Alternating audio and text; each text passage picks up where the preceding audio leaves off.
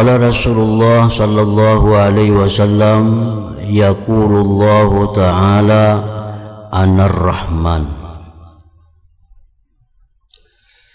wa hadhihi rahim syaqaqtu laha isman min ismi faman wasalaha wasaltuhu wa man qata'aha qata'tuhu. Rasulullah sallallahu alaihi wasallam bersabda, berfirman Allah Ta'ala, aku adalah Ar-Rahman.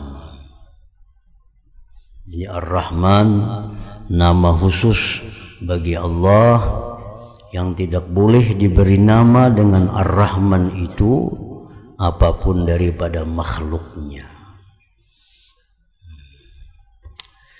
Ar-Rahman, aku adalah Ar-Rahman, dan ini Ar-Rahim,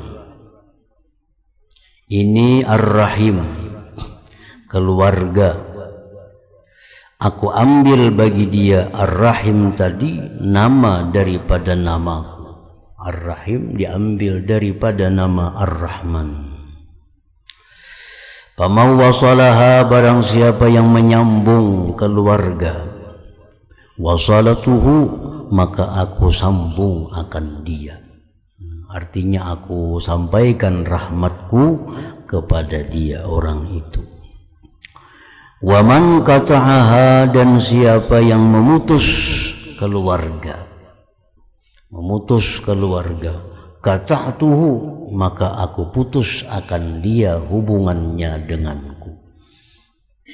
Oleh karena itu para ulama mengambil dalil bahwa silaturahmi itu adalah hukumnya wajib, dan memutus tali silaturahmi itu hukumnya adalah haram. Karena firman Allah, siapa yang memutus tali silaturahmi, maka aku putus hubungan akan orang itu. Nah, apa yang dimaksud dengan silaturahmi itu? Silaturahmi itu artinya menghubungi keluarga. Maksud keluarga itu kullu qarib, tiap-tiap keluarga sekalipun yang bukan mahram. Sepupu termasuk keluarga, walaupun boleh nikah. Anak sepupu masuk keluarga, walaupun dibolehkan nikah. Jadi yang ngaran keluarga itu bukan hanya yang haram nikah. Dan silaturahmi ini bukan hanya sesama keluarga yang muslim. Kita punya keluarga tapi musyrik, nah itu pun masih dituntut kita silaturahmi kepada keluarga yang musyrik tadi, walaupun ada batasan-batasannya, walaupun ada aturan-aturannya, beda dengan keluarga yang muslim. Nah, jadi keluarga ini sesuatu yang wajib kita hubungi. Maksudnya kita hubungi itu kita berbuat baik kepadanya dengan memberikan sesuatu. Kalau kita punya sesuatu yang bisa diberikan, nah, kita menziarahi, mailangi mereka, termasuk bagian daripada silaturahmi itu. Nah, Imam Nawawi mengatakan dalam kitab Raudatul Talibin, nah kecuali keluarga kita ini orangnya mubtadi'ah, nah itu kita dibolehkan, bahkan disuruh untuk memutus hubungan dengan dia. Keluarga kita ini orangnya mubtadi'ah, artinya pelaku ajaran yang sesat, ajaran yang menyimpang dari ahlu sunnah wal jamaah. Padahal kula nih, tapi menyimpang dari ajaran yang benar. Nah itu kita boleh memutus hubungan dengannya sebagai tanda bahwa kita kada setuju dengan apa yang diajarkannya, yang dipraktikkannya itu. Nah, jadi ini lebih daripada musyrik. Kalau musyrik kita masih disuruh berhubungan. Tapi kalau ini keluarga kita yang muslim tapi dia punya ajaran yang sesat, punya praktik hidup yang menyimpang dari ahlu sunnah wal jamaah, punya i'tikad yang salah, apalagi dia sudah menampakkan kesalahannya, nah itu kita disuruh untuk hujran, membikut dia, nah, supaya kita nampakkan bahwa kita tidak sejalan dengan yang sesat itu.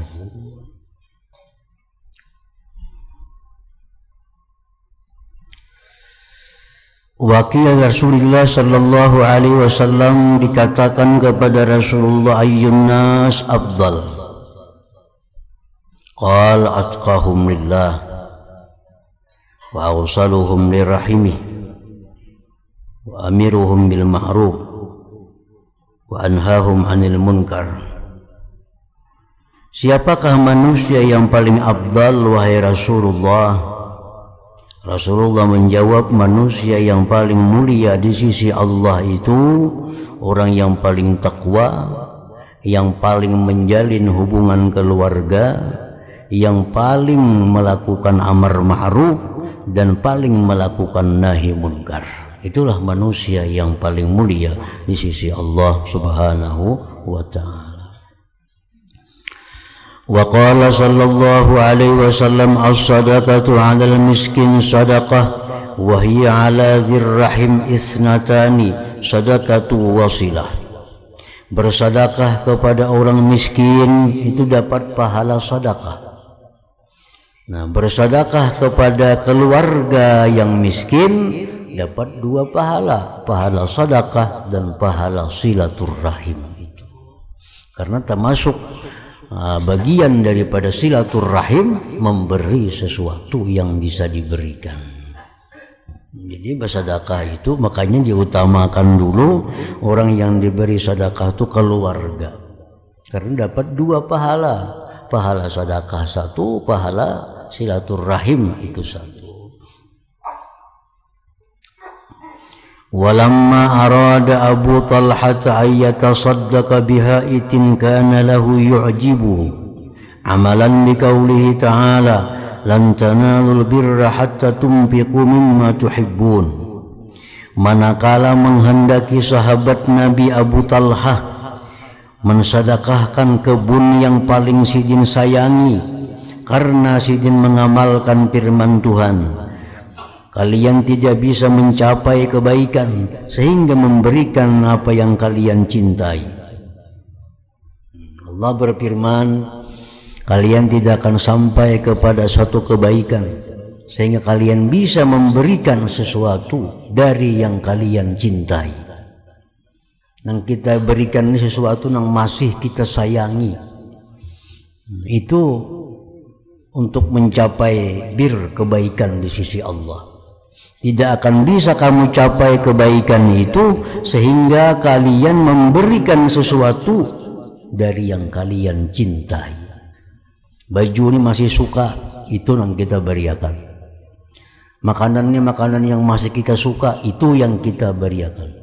Nah itu kalau makanan yang sudah kita kada suka diberikan, pahala cuma kada sampai kepada tingkatan albir. Baju yang sudah kita kada suka, baju yang sudah kita kada pakai lagi, itu diberikan, nah itu kada sampai kepada albir. Yang sampai kepada tingkatan albirra itu memberikan sesuatu yang masih kita sayangi. Nah, Abu Talha ini ingin mengamalkan firman Tuhan itu, sidin bersedekah dengan sebidang kebun yang kebun itu sidin cintai. Faqala ya Rasulullah, berkata Abu Talha, wahai Rasulullah, hiya fi sabilillah wa dzil fuqara wal masakin. Wahai Rasulullah, ini kebun ulun serahkan untuk sabilillah, orang fakir, orang miskin. Orang nuntut ilmu boleh mengambil hasil daripada buah-buahan di kebun itu. Orang pejuang fisabilillah boleh ambil buah-buahan di kebun itu. Orang fakir miskin boleh. Faqala alaihi salam, ujar Nabi, wajaba ajruka 'ala Allah, pastilah pahala engkau itu atas Allah. Waqsimhu fi aqaribika, bagi itu kebun engkau pada keluarga engkau. kula-kula dulu je Nabi. Cari ada yang sana nang susah, ada kemanakan nang susah, ada memerina yang susah, ada sepupu yang itu yang diutamakan diberi sedekah itu.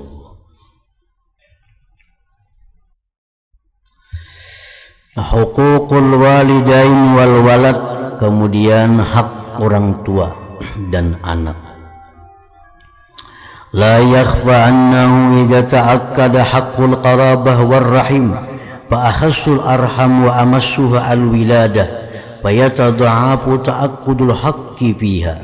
Tidaklah samar, artinya jelas bahwa telah kuat itu hak kerabat dan keluarga, maka paling khusus keluarga dan paling menyentuh adalah kelahiran ibu bapak artinya.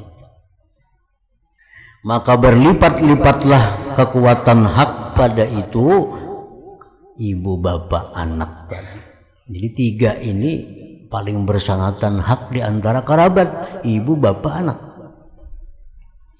Qala sallallahu alaihi wasallam birra ummak wa abak wa ukhtak wa akhak summa adnaka fa adnak. Berbuat baiklah engkau kepada ibu engkau, bapak engkau, saudari engkau, saudara engkau, kemudian yang di bawah engkau. Kemanakan, sepupu, terusnya. Yang pertama adalah ummuka, ibu engkau. Itu yang paling dekat dengan kita. Ibu mama nyar abah kita yang paling dekat. Wa qala rajulun ya Rasulullah hal baqiya alayya min birri abawayya syai'un birruhuma bihi ba'da wafatihima. Seorang laki-laki ini berkata, ya Rasulullah, adakah tinggal atasku daripada kebaktian kedua orang tuaku sesuatu yang aku berbakti kepada keduanya dengan sesuatu itu sesudah wafat keduanya. Kalau orang tua hidup berbakti ya sudah jelas, kita mendatangi mereka, menyenangkan hati mereka, menuruti apa yang dikehendaki mereka, itu masih hidup. Tapi kalau orang tua kita ini sudah wafat, apakah ada masih jalan berbakti kepada keduanya itu? Qala, bersabda Nabi, na'am, ya. Walaupun orang tua wafat, masih ada cara berbakti. As-salatu alaihim, mendoakan keduanya. As-salatu alaihim, mendoakan. Doakan yang sudah mati. Allahumma ghfir lahu warhamhu wa'afihi wa'fu anhu. Ya Allah, ampuni kedua orang tua, sayangi kedua orang tua, jadikan kuburnya kubur taman surga. Jauhkan mereka dari azab kubur, turunkan rahmat kepada keduanya. Wal istighfaru lahuma, dan memintakan ampun bagi kedua orang tua. Wa infazu ahdihima, dan meluruskan janji kedua orang tua. Meluruskan janji kedua orang tua itu termasuk bakti kita. Abahnya lagi hidup ada berjanji sesuatu, kada sampai tunai janji itu sidin wafat, nah kita melaksanakannya berupa perbuatan kebaikan. Abah ini ada berjanji hendak maulah sesuatu kebaikan. Aku abah hendak berencana hendak maulahkan masjid umpamanya, atau maulahkan langgar, atau maulahkan sekolahan. Kada sampai lagi sidin melaksanakan wafat. Karena anak menyambungnya, anak melaksanakannya. Nah itu orang tuanya gembira dalam kubur karena janji sidin dilaksanakan oleh anaknya itu. Wa ikramu sadiqihima, memuliakan kawan-kawan keduanya. Orang tua kita sudah wafat, tapi kawan-kawan sidin masih hidup. Nah kawan-kawan sidin itu kita hormati, maka sidin dalam kubur pun dapat kesenangan, dapat kegembiraan. Wasilatur rahim allati la tusalu illa bihima, dan menyambung tali keluarga yang tidak disambung melainkan dengan keduanya. Menyambung tali silaturahmi yang pernah dirintis oleh ibu bapak kita. Dulu arwah abah sidin setiap minggu bailang ke sana lawan dang sanak sidin. Nah sidin wafat kita mengganti setiap minggu kita ilangi dang sanak sidin itu. Nah itu artinya menyambung silaturahmi yang dirintis oleh keduanya. Jadi kebaktian kepada ibu bapak orang tua ini bukan semasa sidin hidup, tapi sampai lanjut walaupun wafat tetap ada caranya untuk berbakti kepada kedua orang tua. Wa qala sallallahu alaihi wasallam inna min abarril birri ayyasilar rajul ahla wuddi abi ba'da ayyuwalliyal ab.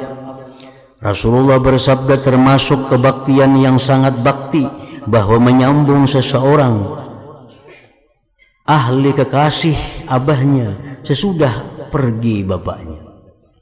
Arwah abah nih sayang lawan orang itu. Arwah abah nih sayang cinta lawan orang itu. Mati sidin, wafat abah kita. Nah kita hendaknya menyambung, tetap mencintai orang itu karena orang itu pernah dicintai, disayangi oleh abah kita. Nah itu haknya anak kepada orang tua. Wa anhu sallallahu alaihi wasallam rahimallahu walidan a'ana waladahu ala birri.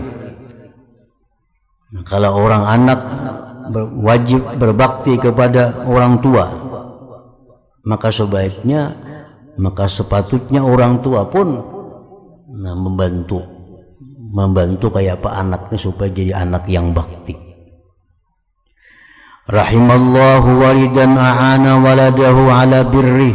Allah memberikan rahmat kepada orang tua yang membantu anaknya atas kebaktiannya. Jadi orang tua ini berusaha berperilaku supaya anaknya jadi orang yang bakti kepada orang tuanya. Itu dirahmati oleh Allah, disukai, disayangi oleh Allah subhanahu wa ta'ala. Ailam yahmilhu alal uquq bisu'i amali, tidak mendorong si orang tua ini kepada si anak atas durhaka dengan kejahatan perbuatannya.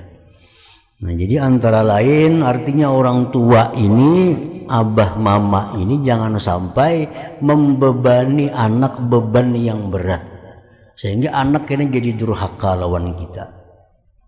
Nah, jangan menyuruhi anak suruhan nang payah, nang berat.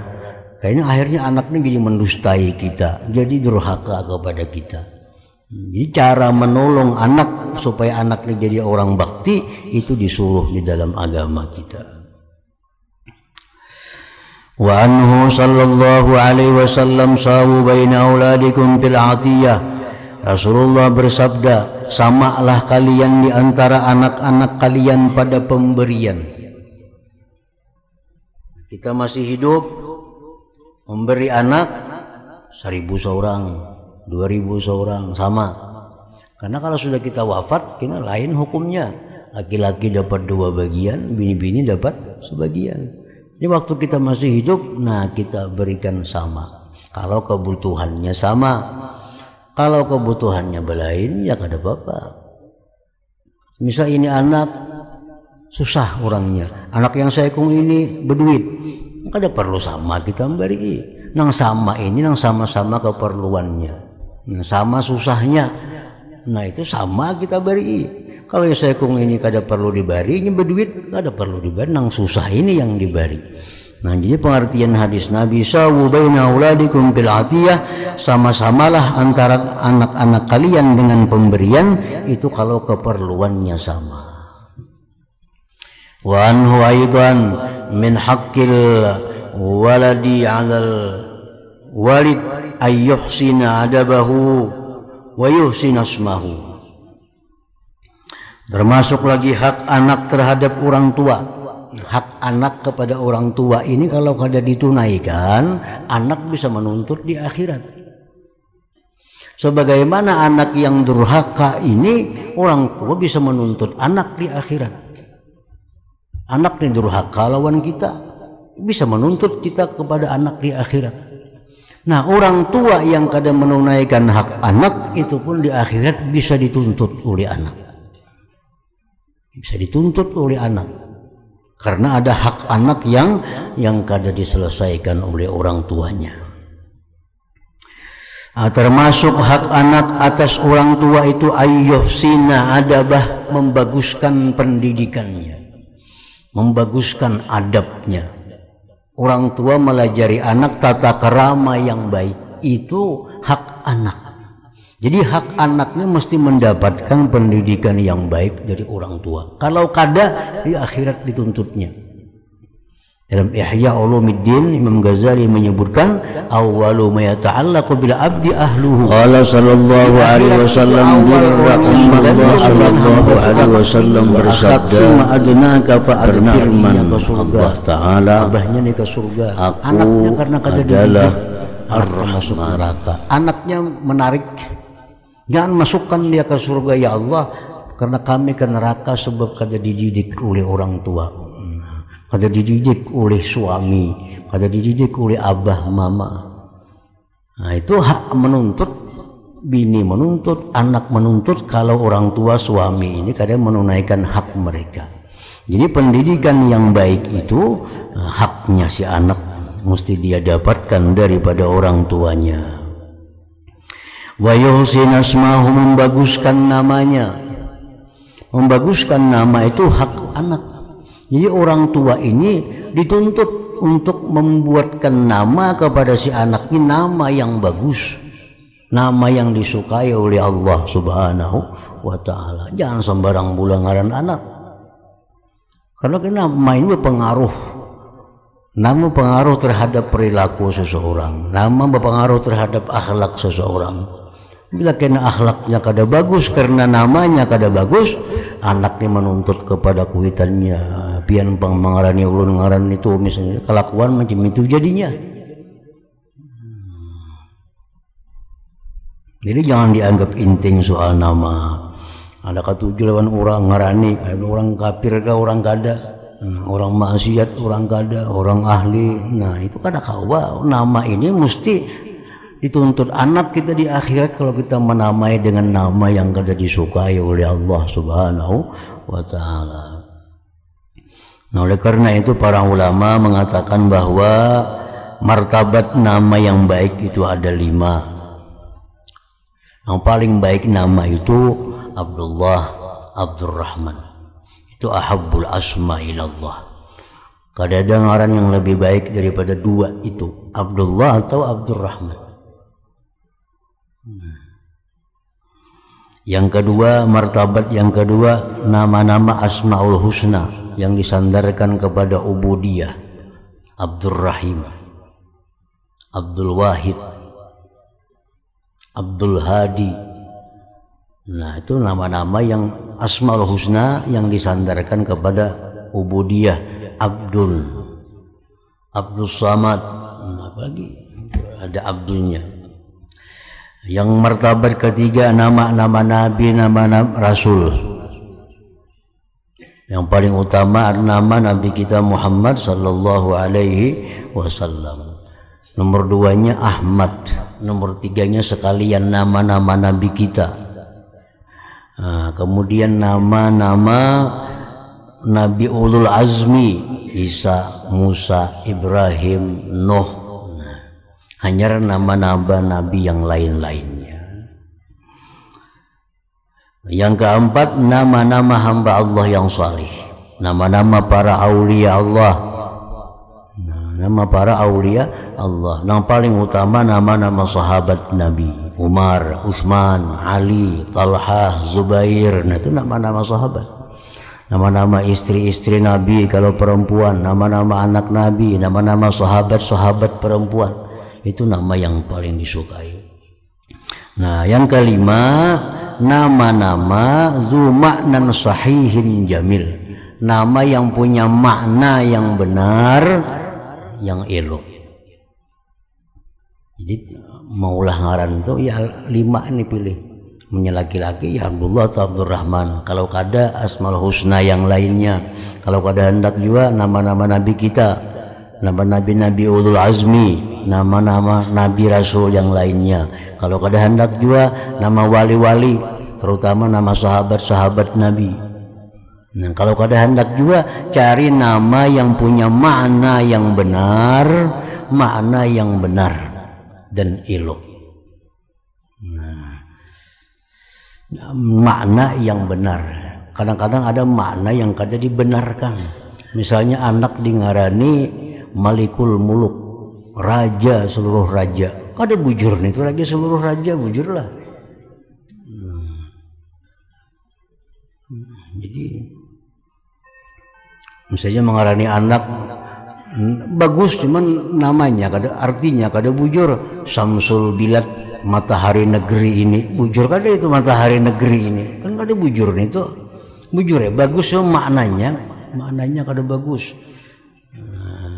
Jadi tiap-tiap makna, tiap-tiap nama yang punya arti yang benar, yang elok. Kita kada hendak memakai nama-nama yang 4 macam di atas tadi, hendak nama maulah seorang, silahkan, tapi cari maknanya yang bujur. Misalnya anak ini lahir bungas orangnya, ngarani Jamilah, itu bujur aja itu. Kan kada bungas ngarani Jamilah, kada bujur ngarannya maknanya. Itu maksudnya.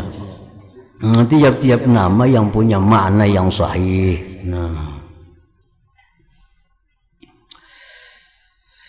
Bila kita salah maulah nama, anak akan menuntut kita di akhirat karena itu hak anak yang mesti didapat daripada orang tuanya. Wa yustahabbur rifqu bil walad, dan disunnahkan bersikap lemah lembut sayang dengan anak. Ra'al Aqra ibnu Habis Rasulullah sallallahu alaihi wasallam wa huwa yuqabbilu waladah Al-Hasan. Aqra bin Habis sahabat Nabi melihat Nabi mencium Sayyidina Hasan. Faqala ujar si Aqra, inna li asyratan minal walad, aku 10 bisi anak, maqabbaltu wahidan minhum, kada pernah ku cium seekung jua pun dari mereka itu. Melihat Nabi mencium cucu, ujar Aqra, aku 10 bisi anak, kada pernah ku cium-cium kayak itu. Nah, faqala alaihi salam, ujar Nabi, inna man la yarham la yurham. Orang yang kada penyayang itu kada disayang oleh Allah Subhanahu wa taala. Wa qala Muawiyah lil Ahnaf bin Qais, Muawiyah berkata kepada Ahnaf bin Qais, ma taqulu fil walad.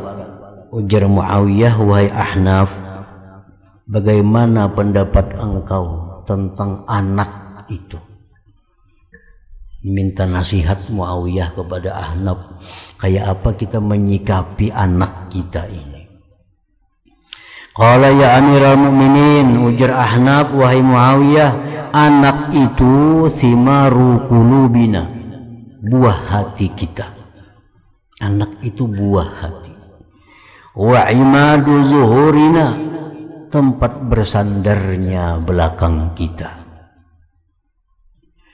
Wa nahnu lahum ardun zalilah wa sama'un zalilah, anak itu bagi kita laksana bumi. Kita ini terhadap anak, kita laksana bumi yang hina dan laksana langit yang menaungi. Terhadap anak orang tua ini macam bumi, apa aja anak ini aja anak itu. Tapi bisa aja orang tua ini dengan anak seperti langit yang menaungi, membimbing mereka.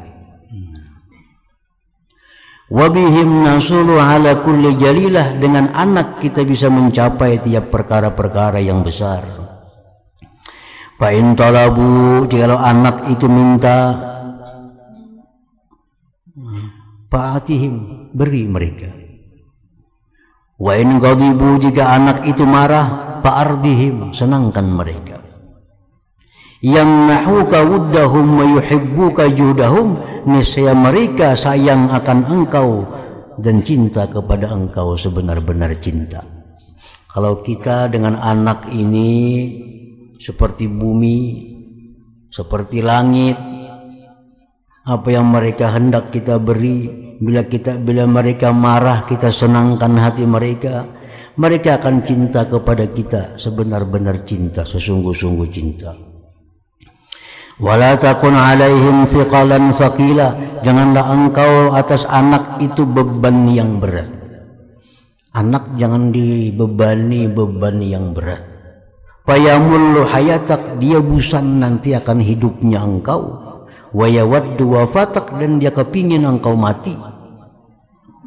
Wa yakrahu qurbak, dan mereka kada suka dekat kepada engkau.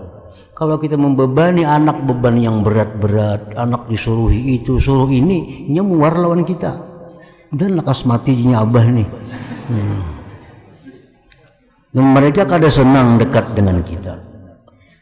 Nah, itu nasihat Ahnaf kepada Muawiyah.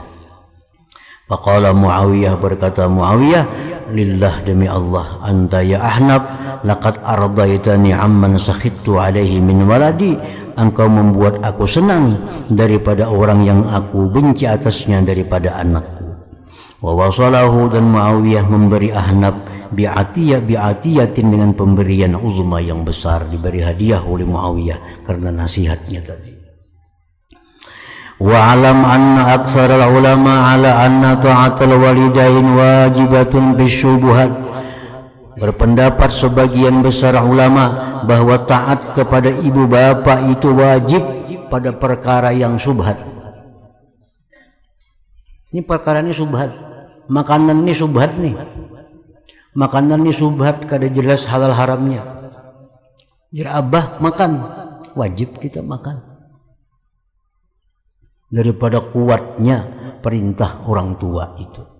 Sampai-sampai yang subhat, yang kada jelas halal haram itu mesti dihindari, tapi karena perintah orang tua makan, wajib kita makan.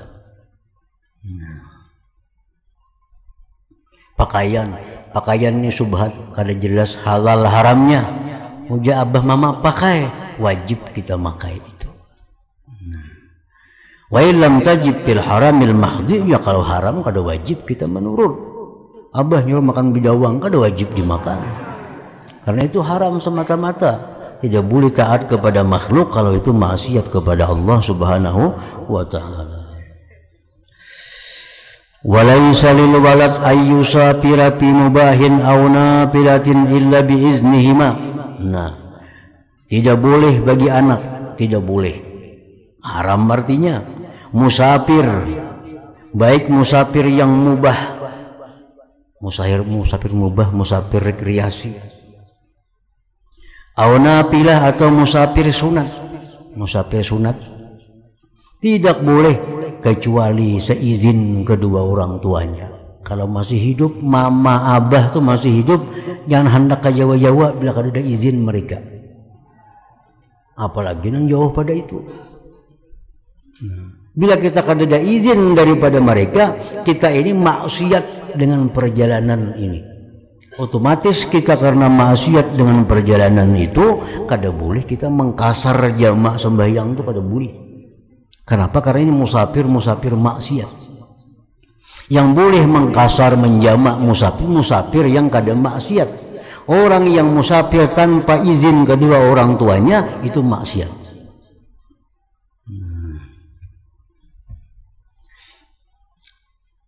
Naik haji aja wajib. Ulun bahaya tahun ini naik haji. Jangan ya sih. Kalau aku mati menemukan aku. Ada boleh naik haji kita. Kenapa? Naik haji itu kalau haji ditunda tahun berapa kayaknya, ada jadi soal. Naik haji bisa tahun ini, kan naik haji itu wajib seumur hidup sekali. Naik haji musafir, meninggalkan orang tua. Jangan ngisiin. Nah, kada boleh naik haji kita daripada kuatnya izin orang tua ini. Jadi kalau hendak berkah hidup mesti izin orang tua. Kemana-mana bepadah lawan kuitan. Kalau hendak barakah, nah, karena kuitan mencari kada ada kemana, kada bepadah. Tidak boleh seorang anak, baik ini anak sudah tua anaknya atau anak masih anak, kada ada batasannya. Nah, tidak boleh bagi seorang anak itu musafir, baik musafir yang mubah atau musafir yang sunat, kecuali seizin keduanya. Nah, lain hal musafir yang wajib. Kalau musafir yang wajib itu boleh anak tanpa izin. Misalnya musafir yang wajib itu di negeri ini, di kota kampung ini kada ada orang yang bisa melajari sembahyang. Jadi yang bisa belajar cuma aja di Banjar sana ada orang. Kalau dia anak, mak lu nak Banjar belajar sembahyang ada bisa. Jangan mama anak ada boleh dituruti. Wajib tulak kita ke Banjar berangkat belajar tentang kewajiban kita. Nah kalau orang mahaul, jangan mama harus ditulaki mahaul jadi dosa jadinya. Sewali pun sarik dikubur kita tulak tanpa seizin orang tua kita. Nah jadi itu artinya pentingnya izin kedua orang tua ini. Boleh kita menentang izin orang tua untuk musafir kalau musafir itu sudah fardu ain. Nah, musafirnya sudah fardu ain. Kalau musafirnya sunat, apalagi musafirnya boleh. Nah, kalau izin apa-apa kalau jika dapat izin kedua orang tua. Wa qala sallallahu alaihi wasallam haqqun kabir ikhwah, hak saudara yang tua ala sagirihim atas saudara yang muda, ka haqqil walid ala waladihi seperti hak orang tua atas anaknya.